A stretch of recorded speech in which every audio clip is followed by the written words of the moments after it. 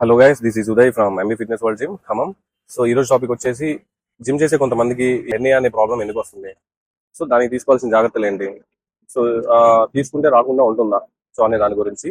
Heavy lifting and straining create the high intra abdominal pressure. Abdominal walls అనేది weak ఉండడం వల్ల మీకు ఆ వీక్ స్పాట్ నుంచి హెర్నియా అనేది వస్తుంది. సో అలా రాకుండా ఉండడానికి కంపల్సరీగా మనం బెల్ట్ అయితే పెట్టుకోవాలి. అలా పెట్టుకుంటేనే మనకి ఆ అబ్డామినల్ ప్రెజర్ అనేది పంప్ అవ్వకుండా, సో ఆ అబ్డామినల్ వాల్ అనేది కూడా వీక్ ఉంటుంది కాబట్టి అలా ఇలా స్ట్రెచ్ అవ్వకుండా మనకి సేఫ్టీగా ఉంటుంది. సో అందరూ అనుకుంటారు ఓన్లీ లోయర్ బ్యాక్ అనేది స్ట్రాంగ్ గా ఉండడానికి స్ట్రెంత్ కోసం అని అనుకుంటారు. సో దానికి ఒకటే కాదండి, మీకు ప్రతి ఒక్కటి కూడా ఆ బెల్ట్ పెట్టుకోవడం వల్ల కొంచెం వెయిట్ ని కూడా పుష్ చేయగలుగుతారు.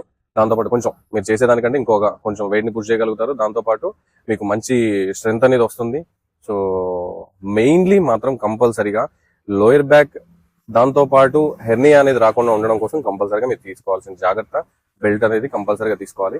దాంతో పాటు వామప్ అనేది లేకుండా ఉండడము, దాంతో పాటు మీరు వెంటనే వాళ్ళు ఎవరు చేస్తున్నారని చెప్పి మనం కూడా లిఫ్ట్ చేయాలని చెప్పేసి కంపల్సరీగా ఈగోకి వెళ్ళిపోయి వెంటనే ఓవర్ వెయిట్ వేసి హడావుడి చేసేయడం, వీటి వల్లనే మీకు అనేది ఇలా హెర్నియా అనేది వస్తుంది. సో అలా రాకుండా ఉండాలంటే కంపల్సరీగా వామప్ అనేది ఉండాలి. దాంతో పాటు స్లో ప్రాసెస్ అనేది ఉండాలి, స్లోగా ఇంక్రీజ్ చేయాలి.